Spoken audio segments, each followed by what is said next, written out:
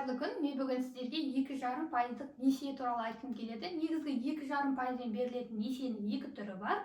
Ол жас ұрпақ бағдарламасы және ауыл аманаты бағдарламасы. Ауыл аманаты туралы мен келесі видеода айтатын боламын. Ал қазір мен сіздерге жас ұрпақ бағдарламасы туралы айтқым келеді. Жұрттың бәрі бұны 2,5% несие деп атап кеткен. Негізгі бұның атауы жас ұрпақ бағдарламасы. Енді бұл бағдарламаның шарттары, ол міндетті түрде 21 мен 35 жас аралығында жастар қатысады.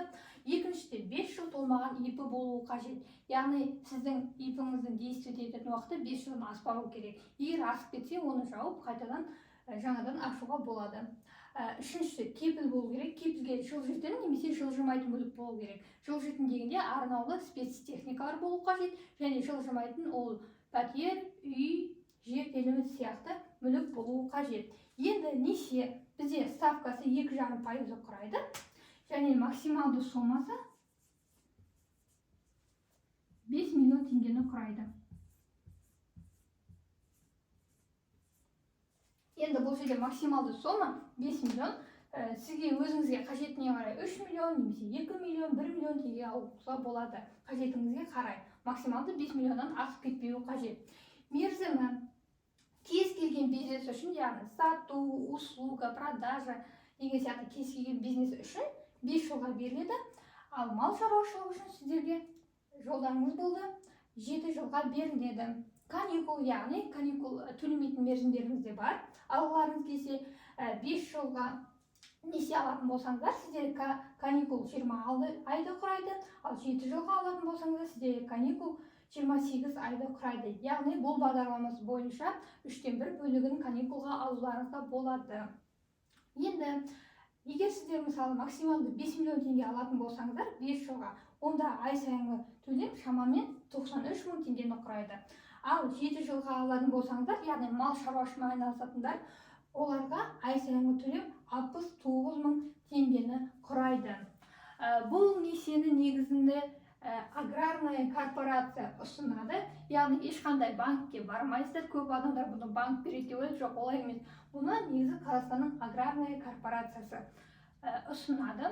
Бұл аграрная корпорацияның негізгі өзінің филиалдары бар. Әр облыста қазір сіздерде экранда шығады.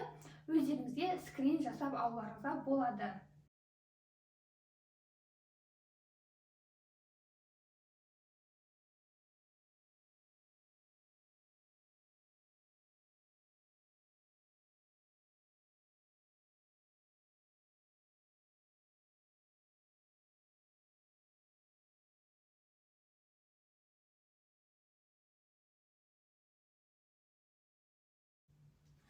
Келесі, сіздерде бұл программаға қатысу үшін міндетті түрде бизнес-план болу қажет. Бизнес-план айтарлықтай қиын емес, небәрі 2-3 беттен тұрады. Егер сіздерге осы бизнес-планның шаблоны қажет болса, онда маған WhatsApp-қа немесе мына номерге жазыңыздар. Мен сіздерге міндетті түрде шаблонды жіберетін боламын. Мінеки 2,5% несие үшін бизнес-план міне осындай болады. Сіздерде көп емес, небәрі 2 беттен ғана тұрады. Мінеки бірінші сіз жаңағы өзіңіз туралы мына жерде ақпаратты жазасыздар.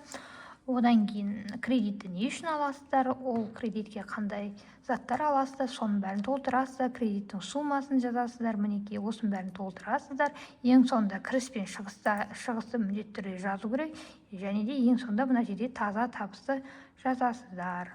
Мінеки осындай қысқада нұсқа бизнес-план болады сіздерде. Орысшада міне нұсқасы бар. Осы бизнес-планды алу үшін маған жай ғана WhatsApp-қа бизнес-план деп жазып жіберсеңіздер, сіздерге жіберетін боламын. Маған WhatsApp-қа жазу өте оңай. Мінеки менің Instagram парақшам erken.budget. Связаться дегенді бассаңыздар, мына жерде бірден WhatsApp-қа жазуларыңызға болады. Немесе мына жерде 3 ссылка тұр: Facebook, YouTube канал және WhatsApp-қа ссылка тұр. Осыған да жазуларыңызға болады. Бизнес-план қажет болса, жай ғана бизнес-план қажет деп жазуларыңызға болады. Сәлематсыз ба, сау болыңыз, аса қажет емес, себебі онсыз да келетін сообщениялар саны көп.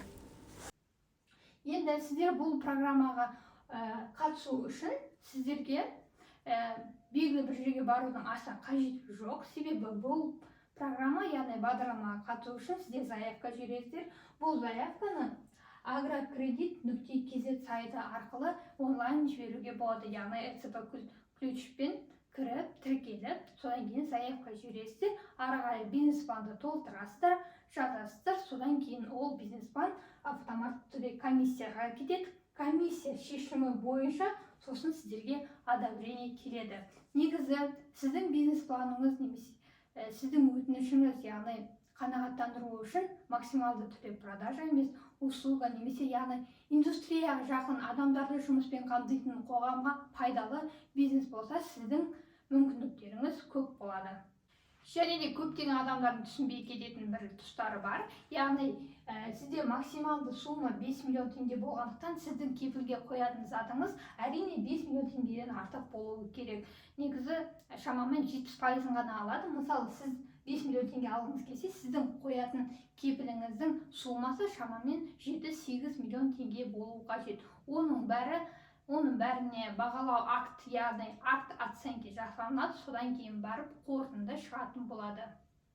Сонымен қоса, кепіл, яғни залог ретінде үшінші адамның мүлігі қойылады, яғни атыңызда кепіл мүлік ешқандай болмаса, онда сіз ата-анаңыздың, достарыңыздың, кез келген адамның мүлкін қоя аласыз, бастысы оның келісімі, яғни согласиясы қажет болады.